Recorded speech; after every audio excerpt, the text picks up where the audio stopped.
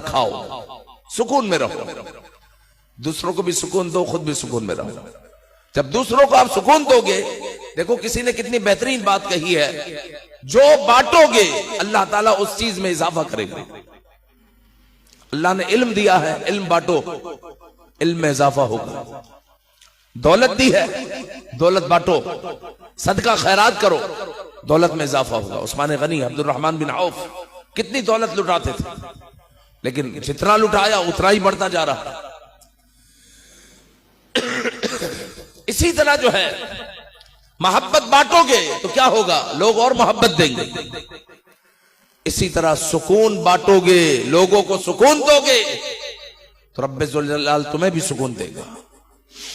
वरना होगा ये कि दूसरों के सुकून को अगर हमने बर्बाद किया तो हमारा भी सुकून बर्बाद हो जाएगा।